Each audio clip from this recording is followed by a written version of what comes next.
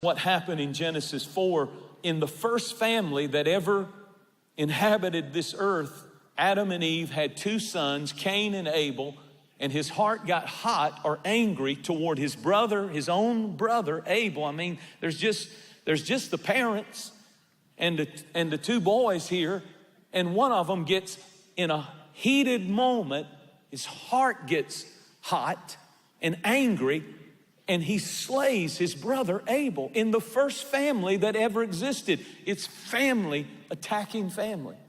So God saw that this was an issue, and they end up, and to me it's pretty profound that they would end up with 42 cities of refuge. Apparently there were a lot of fights breaking out, a lot of issues that people were having, a lot of arguments that people were having. And if they didn't have enough cities of refuge with 3, they then added 6, and then God said, add some more, and they ended up with 42 cities of refuge in jurisdictions and geographical locations where you could run to because arguments were always breaking out. I think that this whole scenario of Cain slaying Abel shows us that it's possible when your heart is hurting and someone has done something to you that has hurt you or hurt one of your family members, that you can get what the Bible calls a hot heart or an angry heart. And if you don't deal properly, the Bible didn't say that it's wrong to be angry. The Bible said be angry. That's part of the emotion. We're made in the image of God, and anger is an emotion that God has. So it's impossible to not get angry. He said be angry, but sin not. Be angry, but sin not. You can get an angry heart or a hot heart about something, an injustice that happens to you, but we must learn to control our spirits. Proverbs 14:17 said, he who is soon angered or quickly angered deals foolishly. The New Living says, short-tempered people do foolish things. The TM says, the hot-headed do things they soon regret. The Amplified said, he who foams up quickly deals foolishly and plots and plans his revenge. He who foams up easily. Listen to what he said. He who foams up quickly will soon do something foolish and plan and plot his revenge. Proverbs 22 said, an angry man stirs up fights and devises plots. Now keep that in mind, and I want to change gears just a little bit, lean in and listen to what I'm about to tell you. There was a man by the name of Antonio Stradivaris. He was born in the 1700s, and he perfected the craft of making violins. These violins that he made are considered to this day the greatest violins. They can make the most beautiful music of any violin up until this time. He's credited with making approximately 900 handmade violins, 960.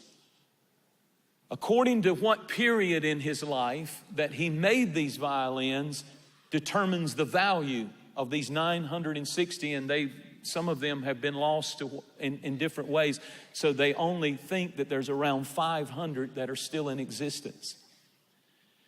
The first period of Antonio Stradivaris' life was called the Long Period, and it was the time between the 1700 to 1725. And if you have a violin that was made in the long period of his life, that's when he was first starting out, the cheapest one would be worth hundreds of thousands of dollars. Recently, one of them that was said to have been played by a general to Napoleon around the campfires as he was conquering the world, it recently sold for $3.6 million. But there is another period of his life called the golden period. It's later in his life that if you have a violin that was made during that time, you're really in a good place and you don't know it. Maybe you picked it up in a garage sale and you don't even know you have a Stradivarius. But in 2014, Sotheby's auctioneer company had a Stradivarius violin that starting bid began at $45 million. So bear that in mind. That's a pretty valuable treasure. This is a story that I heard a minister share that I'm about to share with you about a minister friend of his that saw a Stradivarius that a woman in his church owned. She was an elderly lady. She was wealthy, but not extremely rich. She lived just a kind of a normal life, but she was wealthy because she owned one thing, a Stradivarius violin. And she decided to downsize. She was a senior citizen, decided to downsize due to her age, and she was selling her house, and she kept calling her kids. I think they said she had 2 sons and a daughter, and they were grown now and live in the same town, and she kept calling them saying, will you please help me move? Will you please help me move? And she had some health challenges and so on, please. And they would ignore her, and they never had time for her, and they would never help her. And she even changed the date several times when they said they would, and they didn't show up. And they rarely contacted her, rarely checked in with her. And finally, she got her friend to help her pack everything, moved everything herself out into a smaller home in the country. And she had a big yard sale with all of the stuff that she could get rid of, and everything that didn't sell. Because she was in the country, she had a big bonfire, and she lit the bonfire in her backyard. And then she took the cell phone and she handed it to her best friend that had helped her. And she was an elderly person. And she said, I want you to film this. True story. So the bonfire is behind her, and she's standing there with the Stradivarius violin. And they weren't sure how much this one was worth, but it was certainly worth hundreds of thousands, probably millions. And while her friend is filming her on the cell phone, she says, this is for my sons and daughters, or my sons and my daughter that would not help me and didn't seem to care much about me. She went on to say, the only thing you seem to really care about is the Stradivarius violin that I own. You never call and ask about your mother, but you often inquire about the violin. So enjoy your inheritance. And she took the Stradivarius violin and threw it into the bonfire, and then had the camera go close up as it burst into flames. The strings are popping. And can you imagine how those children felt as they're watching millions go up in smoke? Wow. Can you imagine? Now, there's a couple morals to this story. Number one, always be sweet and helpful to your mother. Number one, always. Let's learn something today. You came to church to learn something, didn't you? Turn to somebody and say, always treat your mama right.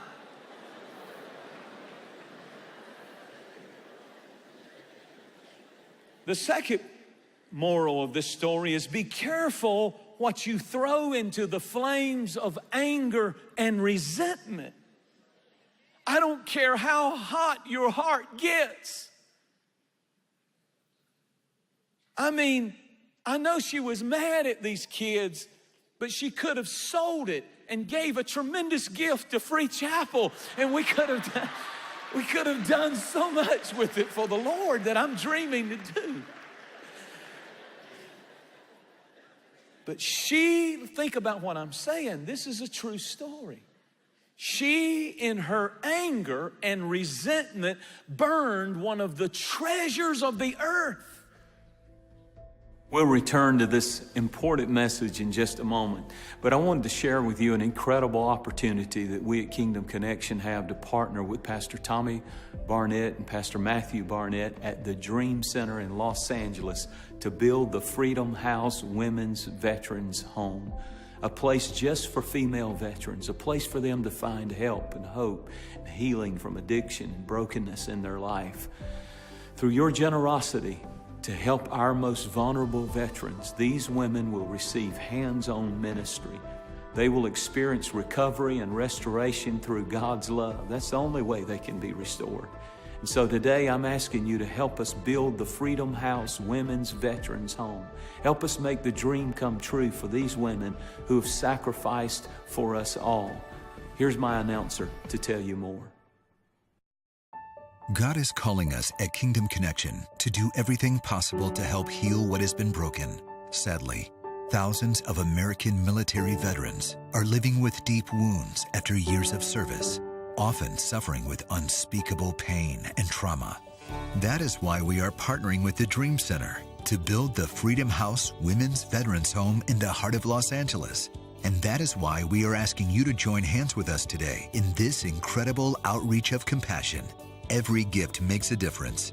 When you make a gift today of $50 or more to help change the life of these precious veterans, we'll send you Jentezen Franklin's just released book, Love Like You've Never Been Hurt. When you make a very special one-time gift of $1,000 or more, your name will be inscribed on the Wall of Honor at the Freedom House Women's Veterans Home as a lasting testimony of your love and generosity to these women who have already given so much.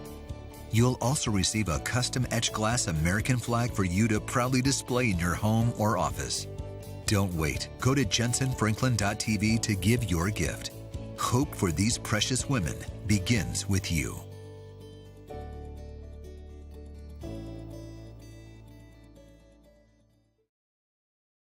Haman was filled in the book of Esther with indignation toward Mordecai.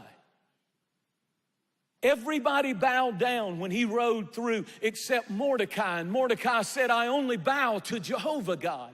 And when he would not bow, this rage, this hot anger got a hold of the heart of Haman, this evil man. And he built a gallows, a hanging place where you would hang somebody by the neck. That was your Bible said it was 75 feet tall. That's higher than that ceiling. 75 feet tall. And he built it not knowing that Mordecai was the uncle of the wife of the king. And when the king heard what he was trying to do to his own kin, he said, you're not going to do that. And he hung Haman in the 75-foot gallows that he meant to hang Mordecai the Jew. Not only did he hang him, but he hanged 10 of his sons were hung. What did that man do in a fit of anger? All he had to do, everybody was bowing. It was just one that wasn't bowing. Why are you getting crazy? Why are you letting anger get a hold of you? Haman, calm down. What are you doing? He was throwing the greatest treasure, his children, his family, his position, everything into the fire over anger and bitterness and resentment.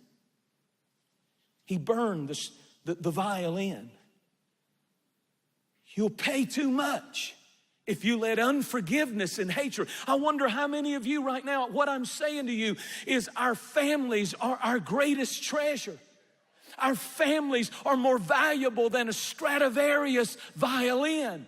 And how many times over arguments and over silly things sometimes, and sometimes serious things, but still you don't throw them into the fire. You don't, that's the thing that Sharice and I had to deal with when we went through things with our children, was they hurt us. They did things that offended us, and we had to make a choice. Are we gonna throw them into the fire and just cut them off and be done with them? Or are we going to see this is still a treasure? And God, they need our love. They need our forgiveness. They need us to be the parents that you want us to be.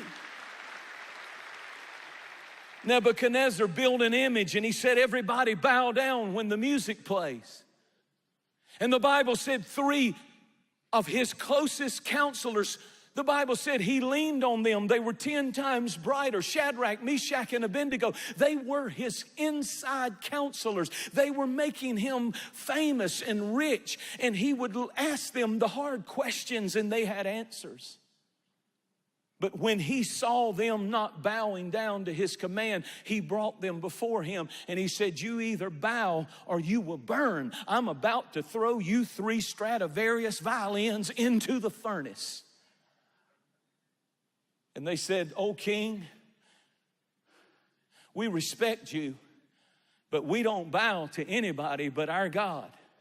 And then they said something powerful. They said, "Our God can deliver us, but if not, he's still God, and we'd rather burn than bow." Isn't that powerful? And the Bible said, he said in a fit of anger, he needs them. They have been a tremendous asset to his kingdom. But in a fit of anger, he's having a falling out. His temper's out of control. His pride and his ego's out of control. And he's trying to throw these 3 treasures to the kingdom into the fire of anger and resentment. And the Bible said, he said, heat the furnace up 7 times hotter. And the guards got consumed when they opened the door. But those 3 Hebrew boys walked right into the fire. But they didn't burn. As a matter of fact, there wasn't even a singe of smoke, the smell of smoke on them. They're in there. They're in a hot place, but they're cool in a hot place. They kept their cool in the furnace. I tell you, when you are growing and maturing, it's when you can get in a furnace or a hot place, but you're the one that can keep your cool. And the Bible said they kept their cool even though they were in the furnace, and they started walking around. And the king looked in and he said, "How many did we put in there?" And they said, "We put 3. He said, "I see 4, and the 4th looks like the Son of God. Please come out of there. I'm sorry, I made a mistake." They're cool in the furnace. Turn to somebody and say, be cool in the furnace. Anybody can blow up. Anybody can cuss them out. Anybody can get in a fight. Anybody can give them as good as they send you. Anybody can go after vengeance. But wise people are cool in the furnace.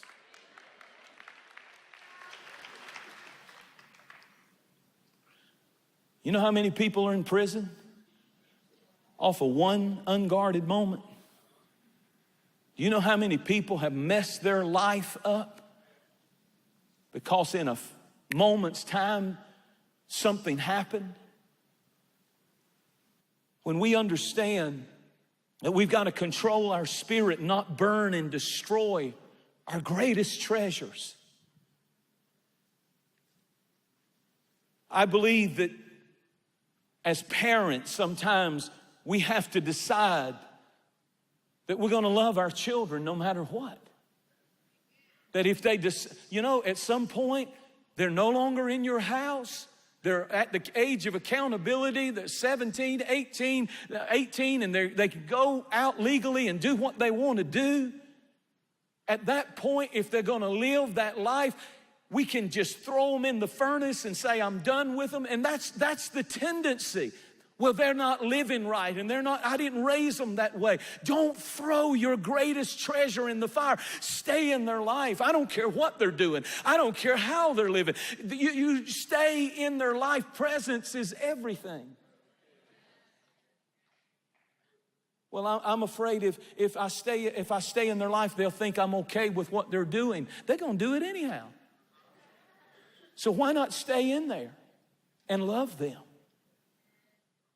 Our homes are our Stradivarius. Our marriages are our greatest treasure. Don't throw that husband in the fire. Don't throw that wife in the fire. Don't just, I'm done, I'm through with it. Fight for your family.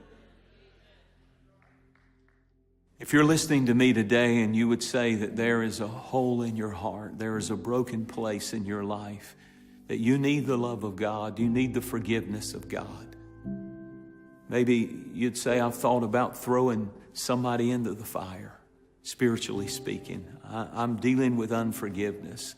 I'm dealing with resentment, with anger. I'm dealing with hurt." Why don't we just take a moment and give that pain, that situation to Jesus right now? He can heal the painful places in your life. But all of that begins with a relationship with Jesus. So pray this prayer. Say, Jesus, be Lord of my life. You forgave me when you hung on the cross. You didn't throw me away. You didn't throw me into the fire. You saw worth and value. And so today, I surrender my life to you. And now, by the power of the Holy Spirit, I speak freedom to you.